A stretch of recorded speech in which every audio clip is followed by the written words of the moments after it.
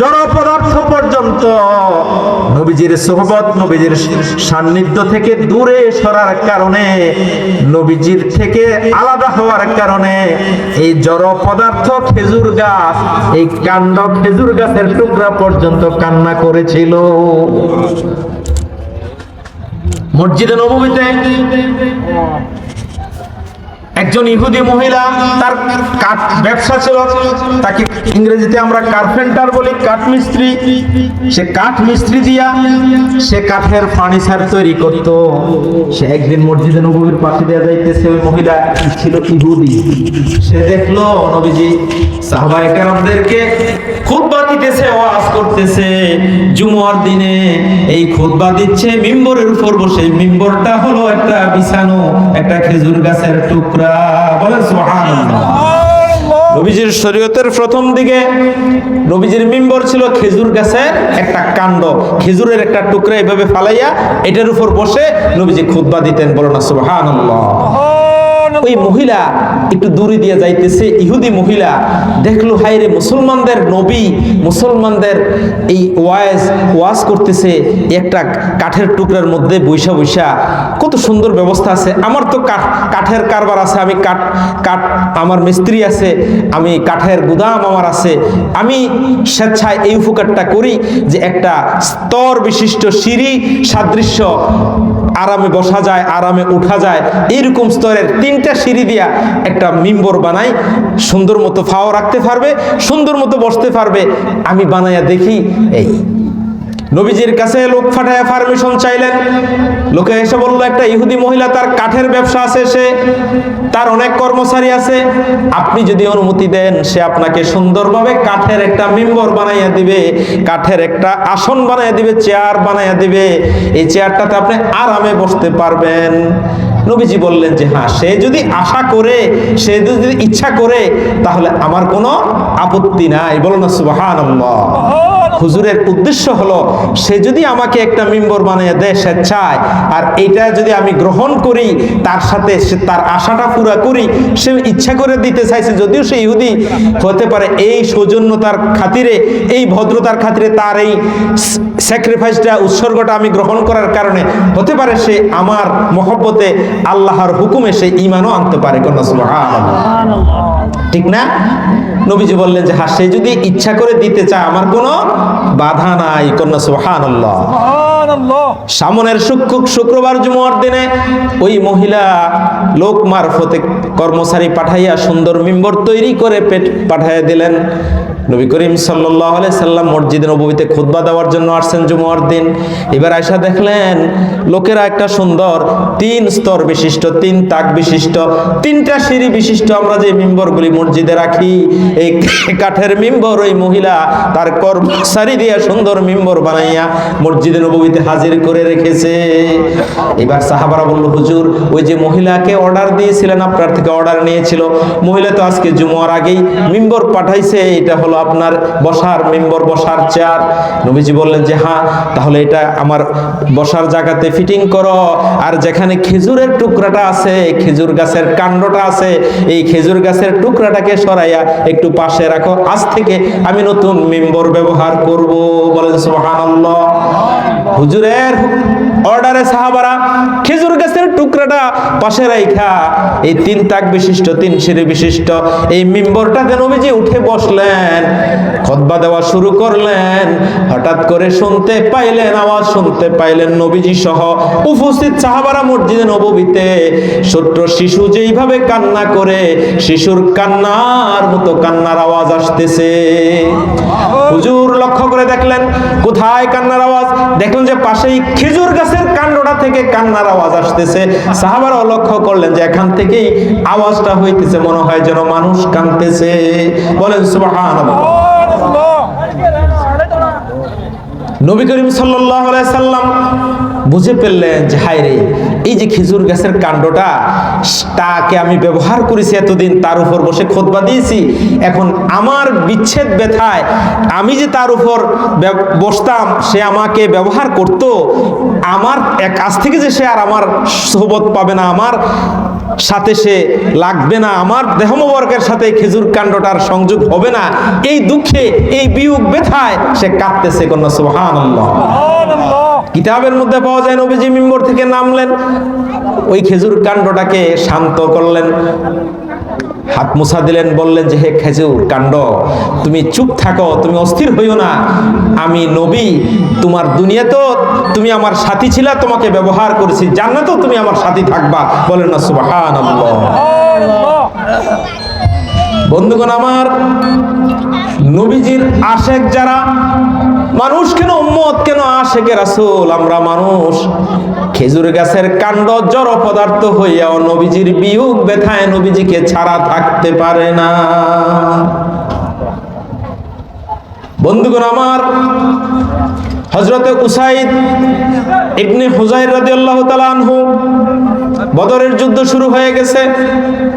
নবী করিম সাল্লাল্লাহু আলাইহি সাল্লাম যুদ্ধের প্রধান সেনাপতি চিফ সালার নিয়ন্ত্রণ করতেছেন, কন্ট্রোল করতেছেন। মুখোমুখি যুদ্ধ শুরু হয়ে যাবে, ওই পাশে ওইদিকে ময়দানের ওইদিকে কাফেরের বাহিনী আবু জেহেল সহ তারা সুসজ্জিত অস্ত্রে সজ্রে সিরিয়ালে তারা অপেক্ষমান, যুদ্ধ শুরু হয়ে যাবে। প্রত্যেকের হাতে অস্ত্র, প্রত্যেকের হাতে তরবারি, তরবারির যুদ্ধ, তারা আগায় আসবে, তারা আগায় যাবে, তরবারির যুদ্ধ, মারামারি শুরু হয়ে যাবে। এই হলো সেই নবীজির আমলের যুদ্ধের সিস্টেম। যুদ্ধ মুখোমুখি অবস্থা, উসাইদ ইবনে হুযাইর নামক সাহাবী মুসলমানদের কাতারেও আছেন। এইভাবে নবীজি চিন্তা করলেন যে যুদ্ধ শুরু হবে, প্রস্তুতিটা যদি ভালো হয়, যুদ্ধটা ভালো হবে, তাদেরকে যদি সুন্দরভাবে সিরিয়ালে আমি দাঁড় করাইতে পারি। নবীজি কাতারটা সিরিয়াল করলেন, নবীজি নিজে কাতারের সামনে দিয়ে হাঁটতেছেন আর সবাইকে উৎসাহ দিতেছেন, পরামর্শ দিতেছেন, সবাইকে সোজা হইয়া দাঁড়াইছেন কিনা, সিরিয়ালে সবাই আছেন কিনা, নবীজির সামনে হাঁটতেছেন। হঠাৎ করে নবীজির সামনে দেখতে পারলেন উসাইদ ইবনে হুযাইর, একজন সাহাবী, কাতারের স্বাভাবিক যে সিরিয়াল এর থেকে সামনে একটু আগায়া রইছেন, একটু বাইরে রইছেন। নবী করিম সাল্লাল্লাহু আলাইহি সাল্লামের হাতে একটা কাঠি ছিল, কোন কোন রাওয়ায়াতে পাওয়া যায় একটা মেসওয়াক ছিল, যে মেসওয়াক দ্বারা নামাজের আগে তিনি মেসওয়াক করতেন। এই মেসওয়াকের কাঠিটা হাতে ছিল। এই কাঠিটা দ্বারা উসাইদ ইবনে হুযাইরের পেটের মধ্যে একটু গুতা দিলেন, ঠেলা দিলেন। উদ্দেশ্য হলো উসাইদ যাতে সামনে যে বাইরে রয়েছে যাতে সমান হইয়া যায়। সুবহানাল্লাহ। অর্থাৎ আপনারা যে সিরিয়ালে বসছেন, একজন যদি একটু আগে থাকেন, সবাই যদি এক সিরিয়ালে থাকেন, কেউ যদি এক বিগত আগে থাকেন, এটা খারাপ দেখা যায় না? খেলা দিয়ে সোজা করা লাগে না যে সিরিয়ালে সমান সমান থাকেন? বিষয়টা এমন না। উসাইদ ইবনে হুযাইর সামনে একটু বাইরে ছিলেন, দাঁড়াইছেন, একটু বেশ কম দেখা যায় সিরিয়ালটা, কাতারটা সোজা দেখা যায় না।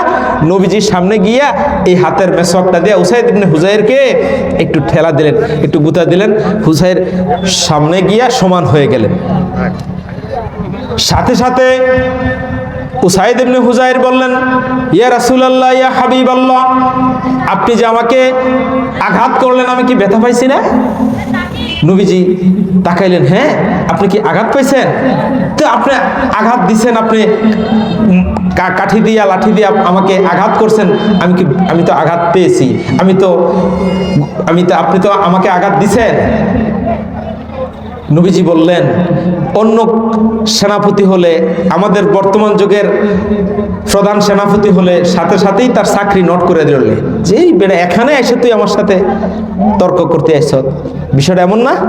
কিন্তু রাহমাতুল লিল আলামিন, উনি এত ধৈর্যের মালিক, এত মায়াশীল, এত তার যুদ্ধের ময়দানে তার প্রজা, তার সৈনিককে ধমক দিলেন না, বরং আরো সুন্দর করে বললেন, হে উসাইদ, তুমি যদি এখন এই যুদ্ধ শুরু হবে, আমি তোমাকে সমান করার জন্য গুতা দিয়েছিলাম, তুমি যদি ব্যথা পেয়ে থাকো, হাসরের ময়দানে পুঙ্খানুপুঙ্খু বিচার যখন শুরু হবে, এটার জন্য আমি নবীও আল্লাহর কাঠগড়ায় হয়তো দাঁড়াইতে হইতে পারে যে আমি কেন তোমার উপর জুলুম করলাম। কাজে হাসরের ময়দান পর্যন্ত এই মামলাটা গড়াইয়া নেওয়ার চাইতে আমি চাই এখনই এটা সমাধান হয়ে যাক। আমি এই লাঠিটা তোমার কাছে দিলাম, তোমার হাতে দিলাম, আমি যেইভাবে তোমাকে গুঁতে দিয়েছি, তুমি যেই পরিমাণ আঘাত পেয়েছ, তার চাইতে বেশি গুণে, বেশি পরিমাণে জোরে গুঁতা দিয়া, আঘাত দিয়া, ঢিল দিয়া আমাকে তুমি দিয়ে দাও, সাথে সাথে এটা দুনিয়াতেই সমান সমান হয়ে যায়। দুনিয়াতে এটা মেকআপ হয়ে যাক, আমি যেহেতু তোমাকে এটা আঘাত দিয়েছি, এই পরিমাণ আঘাত তুমি আমাকে দাও। বলো না সুবহানাল্লাহ। উসাইদ ইবনে হুজাইর বললেন, রাসূলুল্লাহ, হে হাবিবাল্লাহ, আমার শরীরে তো কাপড় কম, আপনার শরীরে তো জামা একটু বেশি দেখা যায়, আমার শরীরে সিম্পল একটা গেঞ্জি অথবা খালি গায়ের মতো আমি আছি, যেহেতু যুদ্ধের ময়দানে আছি, সেনাপতিরা তো যুদ্ধের সৈনিকরা তো বেশি কাপড় চোপড় নিয়ে নামতে পারে না, কম কাপড় চোপড় নিয়ে নামে, তো আমার গায়ে তো একটা কাপড়, আপনি তো এর উপর দিয়ে গুঁতা দিচ্ছেন, আপনার গায়ে তো দুইটা তিনটা দেখা যায়, তো এখন তো সমান সমান কিভাবে করব? কথাটা বুঝছেন না? উসাইদ ইবনে হুজাইর যখন এই কথা বললেন, এবার নবীজি বললেন, হ্যাঁ ঠিক বলেছ। নবী করিম সাল্লাল্লাহু আলাইহি সাল্লাম হুজুরের জামা মোবারক, আস্তিন মোবারক পুরাপুরি উপরে উঠাইয়া হুজুরের পেট মোবারকের কাছে খালি করে দিয়ে বললেন, এবার আমি সমস্ত কাপড় খালি করে আমার পুরা শরীর খালি করে দিলাম, তুমি যেইভাবে ইচ্ছা সেইভাবে তোমার প্রতিশোধ নাও। উসাইদ ইবনে হুজাইর যখন দেখলেন নবী করিম সাল্লাল্লাহু আলাইহি ওয়াসাল্লাম আস্তিন মোবারক উপরে উঠাইয়া শরীরের চামড়া মুবারক খালি করে ফেলেছেন, সাথে সাথে উসাইদ সামনে বেড়ে ঝাপটে ধরে হুজুরের বগল মোবারক, পেট মোবারকের সাথে মাথা লাগাইয়া আজা করে পাজা কুলো করে খামসে ধরে গেলেন, চিৎকার দিয়ে বলতেছেন, রাসূলুল্লাহ, ইয়া হাবিবাল্লাহ, আপনি হয়তো আমার ব্যাপারে মনে কষ্ট নিয়েছেন, আমি বুঝে ফেলেছি আজকের এই উহুদের ময়দান সংখ্যায় আমরা অনেক কম, মাত্র 313 জন, আমাদের ঘোড়া নাই, আমাদের অস্ত্র নাই, কষ্ট কম, ঘোড়া কম, কিন্তু আমাদের ওই পাশে তারা যে দাঁড়াইছে আবু জেহেলের গোষ্ঠী, তারা সংখ্যায় 1000-এরও বেশি, আমরা হইলাম 313 জন, তারা হইল সংখ্যায় 1000-এরও বেশি, তারার কাছে উট আছে প্রায়, উটের উপর আরোহণ করে, ঘোড়ার উপর আরোহণ করে যারা আসে তাদেরকে বাংলাতে বলা হয় অশ্বারোহী, ঘোড়ায় চড়ে যারা যুদ্ধের মাঠে সৈনিকরা আসে তাদেরকে বলা হয় অশ্বারোহী, যারা উটের উপর চড়ে যুদ্ধ করতে আসে তাদেরকে বলা হয় উষ্ঠারোহী। এই অশ্বারোহী, উষ্ঠারোহী, তারা উটের উপর চড়ে ঘোড়ার উপর জুড়ে যখন তরবারি চালায় তখন তাদের শক্তি পাওয়ার বহুগুণ বৃদ্ধি হয়ে যায়, আর যারা পদব্রজে মাঠের ময়দানে যুদ্ধ করে তারা তুলনামূলক শক্তি কম থাকে, তারার 700 থেকে 800 হলো তারার উষ্ঠারোহী এবং অশ্বারোহী, তারা আমাদের চাইতে শতগুণে বেশি, সংখ্যায় বেশি, তাদের শক্তিতে বেশি, অস্ত্রে শস্ত্রে বেশি। আজকের এই যুদ্ধের ময়দান থেকে, বদরের মাঠ থেকে হয়তো আমরা এই 313 জন নাও ফিরে যেতে পারি আমাদের পরিবারের পরিজনের কাছে, স্ত্রী পুত্রের কাছে, হয়তো কিছুক্ষণ পরেই হয়তো ঘোষণা হইতে পারে, আপনি নবীও দেখতে পারেন, আমি উসাইদ ইবনে হুজাইর দুনিয়াতে নাই, শাহাদতের পেয়ালা পান করে ফেলেছি। নবী গো আমার মনে হইতেছে হয়তো অল্প সময়ের মধ্যে আমরা শাহাদাতের মর্যাদা পান করে ফেলবো, শহীদ হয়ে যাব। আপনি নবী আমাদের জন্য, আমি উসাইদের জন্য হয়তো জীবনের শেষ দেখা, দুনিয়াতে আপনাকে হয়তো শেষবারের মতো দেখলাম, যদি কিসমতে থাকে পরকালে জান্নাতে হয়তো আপনার সাথে দেখা হতে পারে। মনে করলাম আমার জীবনের কোন আমল আল্লাহ পাকের দরবারে যদি কবুল না হয়ে থাকে, হয়তো হওয়ার সম্ভাবনা নাই, কিন্তু ময়দানে মাহশারে আল্লাহ পাকের সামনে যদি আমার কোন আমল গৃহীত না হয়, আল্লাহ পাকের দরবারে যদি কবুল না হয়, আমি যদি ধরা পড়ে যাই, আল্লাহ পাকের দরবারে যেন বলতে পারি রাসূলের উম্মত হিসেবে, রাসূলের সাহাবী হিসেবে ময়দানে মাহশারে হাজির হয়েছি, রব্বুল আলামিন আমার কোন আমল যদি কবুল না হয়ে থাকে, আমার যদি কোন আমল গৃহীত হয় না থাকে, আপনার দরবারে রব্বুল আলামিন আমি একটা আরজ করি গো, বদরের ময়দানে শাহাদাতের পূর্বে, শহীদ হওয়ার পূর্বে আপনার বন্ধু, আপনার প্রিয় হাবিব রাহমাতুল লিল আলামিন নবীজির দেহ মুবারকের সাথে, শরীরের চামড়া মুবারকের সাথে আমি উসাইদ গুনাহগারের দেহটা, চামড়াটা একটু লাগাইয়াছিলাম। নবীজি গো আমার আপনার থেকে প্রতিশোধ নেওয়ার তো ইচ্ছা ছিল না, ইচ্ছা ছিল আপনার শরীরের সাথে আমি গুনাহগারের শরীরটা লাগাইয়া হাসরের ময়দানে একটা উসিলা দিব যে আমি নবী উসাইদ এসেছি উহুদের ময়দানে, বদরের ময়দানে আপনার বন্ধু নবীর সাথে আমার এই গুনাহগারের দেহটা একটু লেগেছিল, এই উসিলায় আপনার বন্ধুর খাতিরে, এই মহব্বতের খাতিরে আপনি আমাকে মাফ করে দেন। আমি আল্লাহর কাছে এই আরজ করতে পারবো, হুজুর এই উসিলা করছে, আপনি রাগ করেন না, বলেন না সুবহানাল্লাহ। বন্ধুগণ আমার, সাহাবায়ে কেরাম নবীজির কাছে এইভাবে থাকতে চাইতেন, নবীজির সান্নিধ্য, নবীজির সংস্পর্শ এইভাবে নিতে চাইতেন। মানুষ কেন, সাহাবা কেন? বললাম যে জড় পদার্থ পর্যন্ত, প্রাণী, পশু পাখি সবাই রাসূলের পাশে, রাসূলের সাথে থাকতে চায়, রাসূলের সুহবত নিতে চায়। বলেন সুবহানাল্লাহ। দুঃখের বিষয় হলো আমরা নবীজির উম্মত হইলাম, যে নবীজি সারা জীবন উম্মতের জন্য চিন্তা করতে করতে, উম্মতের পেরেশানিতে কানতে কানতে সারা জীবন শ্রম দিয়ে গেলেন। রওজা ফাকের মধ্যে আজও কানতেছেন, ময়দানে মাহশরও গুনাহগার উম্মতের জন্য সেজদায় পড়ে কানবেন। নবীজি আমার জন্য, আপনার জন্য এত মায়া, এত মহব্বত, কিন্তু আমরা নবীজির উম্মত হইয়া নবীর আদর্শ, নবীজির সুন্নত, নবীজির শরীয়ত থেকে আমরা দূরে। নবীজির সুন্নত ভালো লাগে না, জামাত ভালো লাগে না, নামাজ ভালো লাগে না, সুন্নত তরিকায় আমল করা ভালো লাগে না, কিন্তু দাবি করি আমরা উম্মত, নবীজির উম্মত।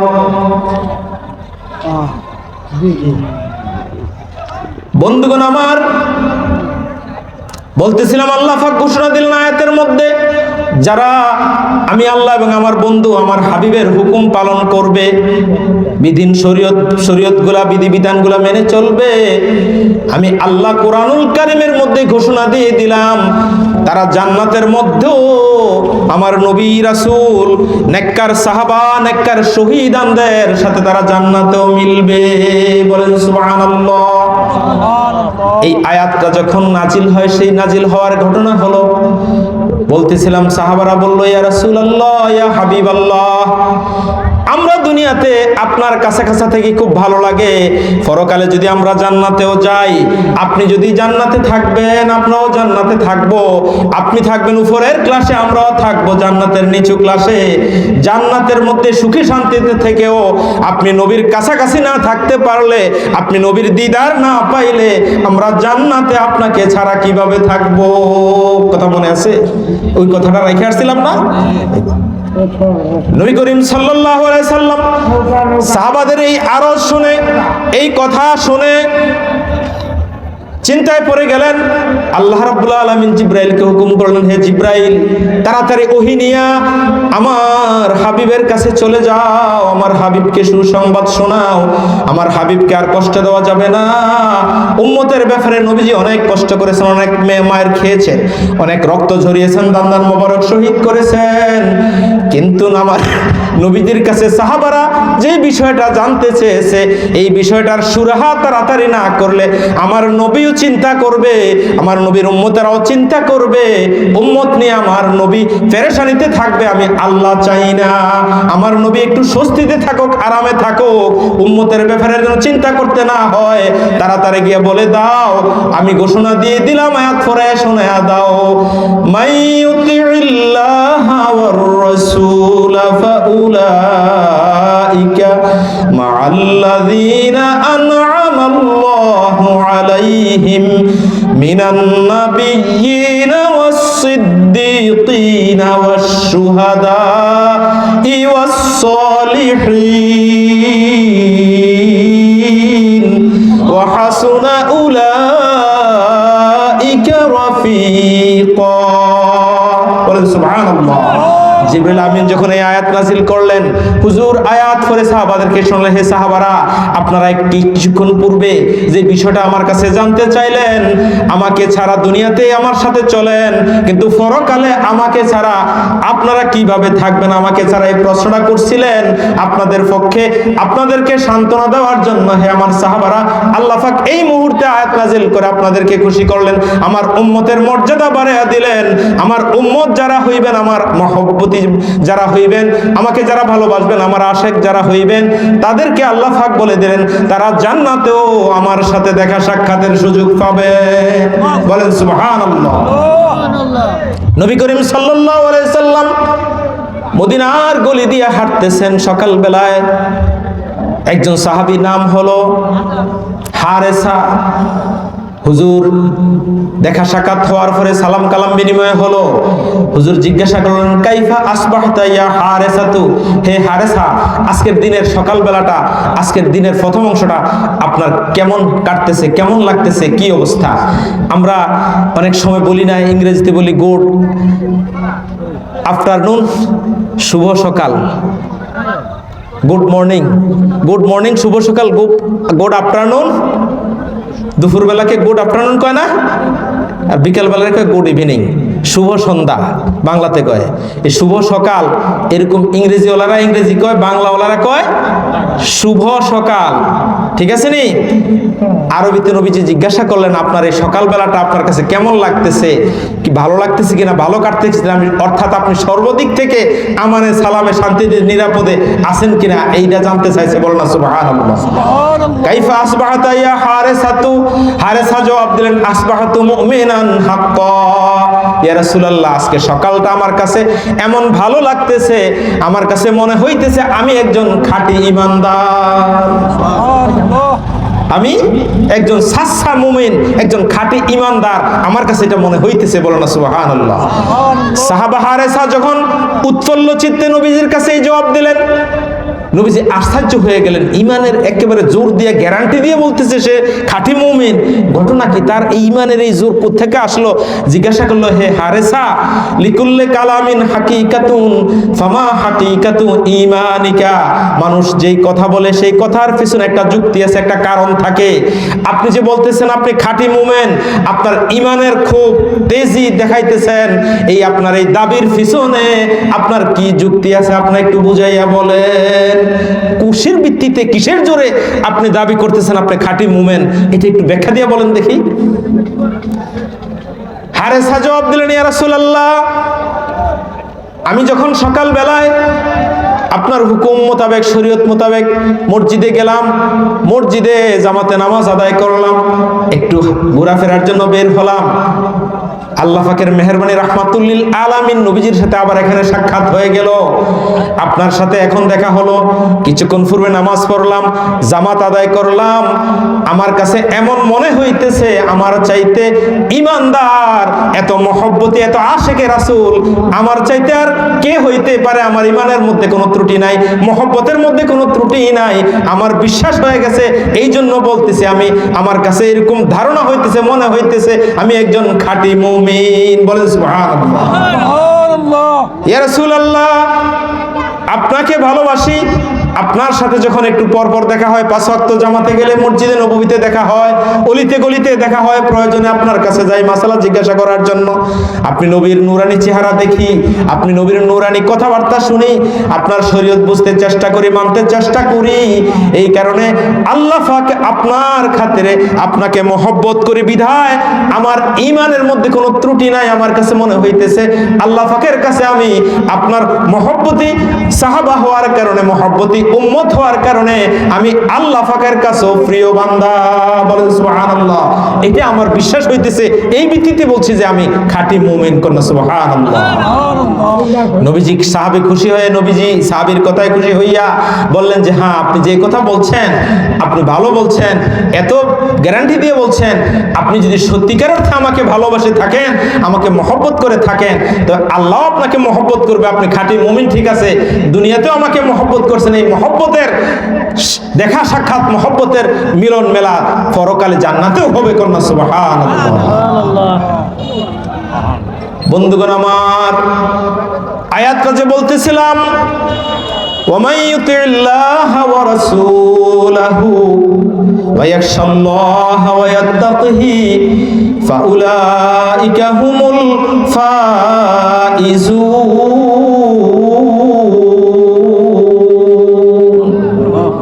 আল্লাহ পাক ওই আয়াতের মধ্যে বলেন, সূরা নূরের সেই যে 52 নম্বর আয়াত, ওই আয়াতটার ব্যাপারে একটা ঘটনা মনে পড়ে গেল।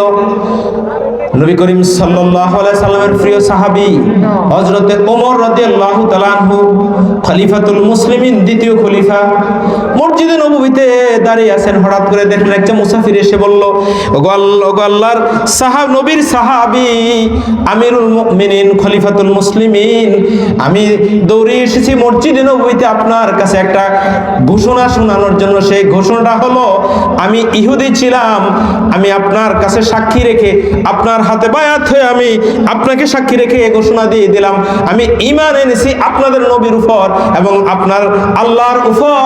আমি ঘোষণা দিয়ে দিলাম যে লা ইলাহা ইল্লাল্লাহু ওয়া আশহাদু আন্না মুহাম্মাদান আবদুহু ওয়া রাসূলুহু। আমি সাক্ষ্য দিচ্ছি আল্লাহ এক, আমি সাক্ষ্য দিচ্ছি মুহাম্মদুর রাসূলুল্লাহ সাল্লাল্লাহু আলাইহি সাল্লাম আল্লাহর রাসূল। বলেন সুবহানাল্লাহ। এই কথা যখন বললেন, ওমর রাদিয়াল্লাহু আনহু জিজ্ঞাসা করলেন, হে মুসাফির, আপনি এটা আমার কাছে বললেন, এটার পিছনে কারণ কি? এখন এটা ঘোষণা দিচ্ছেন, আপনি তো এই ধর্মের না, আপনি তো ইহুদি ধর্মের, আপনি কেন এটা বলতেছেন? ওই ইহুদি জবাব দিচ্ছে, আমি ইহুদি, আমি তাওরাত কিতাব অধ্যয়ন করেছি, তাওরাত কিতাব পড়েছি, পাশাপাশি আমি ইনজিল কিতাবও পড়েছি, পাশাপাশি আমি জাবুর কিতাবও পড়েছি, আসমানি বড় বড় অন্যান্য কিতাবগুলি আমি পড়েছি, অধ্যয়ন করেছি, বুঝতে চেষ্টা করেছি। কিন্তু আমি এক সাহাবীর কাছে আপনাদের ধর্মে কিতাব ধর্মগ্রন্থ কোরআনের এই আয়াতটা শুনেছি। এই আয়াতের মধ্যে যে 4টা শব্দ আছে, যে কথাটা আছে, এই পুরা 4টা শব্দের সারমর্ম সারনির্যাস সংক্ষিপ্তভাবে আয়াতের মধ্যে আছে। এই একটা আয়াতের কথাই পুরা তাওরাত ইনজিল জাবুরের মধ্যে বর্ণিত আছে। তাওরাত কিতাব, জাবুর কিতাব, ইনজিল কিতাবগুলো আমি পড়ে যেই ধারণাটা, যেই থিমটা আমি গ্রহণ করেছি, এই পুরা চুম্বক কথাটাই এই ছোট্ট আয়াতের মধ্যে আল্লাহ পাক লুকিয়ে রেখেছেন। ওমর রাদিয়াল্লাহু তাআলা আনহু জিজ্ঞাসা করলেন, কি পাইছেন বলেন দেখি? বলে ইহুদি বললেন যে আমি যখন বলছেন মাইয়ুতিল্লাহ, যারা আল্লাহর আনুগত্য করে, এই কথার মধ্যে আল্লাহর ফরজ ইবাদতগুলি শামিল হয়ে গেছে, যারা আল্লাহর ফরজ ইবাদতগুলি মানে। দ্বিতীয় শব্দটা বলছেন ওয়া রাসূলহু, যারা রাসূলের হুকুম মানে, রাসূলের আনুগত্য করে। এই কথার দ্বারা ব্যাখ্যা বিশ্লেষণ হলো তাওরাত জাবুর কিতাবের মধ্যে আখিরি নবীর প্রশংসা, আখিরি নবীর শরীয়ত, আখিরি নবীর উম্মতের বিবরণ, যা কিছু আছে অন্যান্য ধর্মগ্রন্থগুলোর মধ্যে, এই সব বিবরণ, নবীজির সুন্নত, নবীজির হাদিস, নবীজির শরীয়তটা পুরাই ঢুকে গেছে এই রাসূলহু শব্দের মধ্যে। বলুন সুবহানাল্লাহ।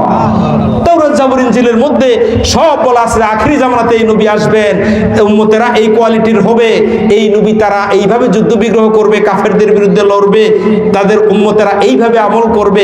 এই সব বিবরণ যে তাওরাতে জাবুরে আমি পাইছি, সবটির কথা হলো একটা শব্দের মধ্যে, সেই শব্দটা হলো মাইয়ুতিল্লাহ ওয়া রাসূলহু।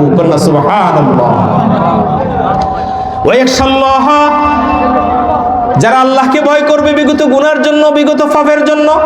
হায় রে, যৌবনকালে কত নামাজ ছেড়ে দিয়েছি, ছোটবেলায় কত মিথ্যা কথা বলেছি, কত ফাঁকি দিয়েছি, কত হক নষ্ট করেছি, কত চুরি করেছি, কত অন্যায় কাজে জড়িত হয়ে গেছি। আল্লাহ পাকের আযাব অত্যন্ত কঠিন। আল্লাহ যদি হিসাব ধরে জবাব দিতে পারবো না, আল্লাহ গো আমি মাপ চাই, ক্ষমা চাই, তওবা করি, আমার পিছনের সমস্ত গুনাহ খাতাগুলি মাফ করে দেন। এইভাবে যখন বান্দারা আল্লাহকে ভয় করবে, আল্লাহর শাস্তিকে ভয় করবে, আল্লাহ বলেন ওই বান্দা আফসোসের কারণে আমার প্রিয় পাত্র হয়ে যাবে, তার পিছনের সমস্ত অন্যায় অপরাধগুলি ক্ষমা করে দিয়ে তার তওবাকে আমি কবুল করে নেই।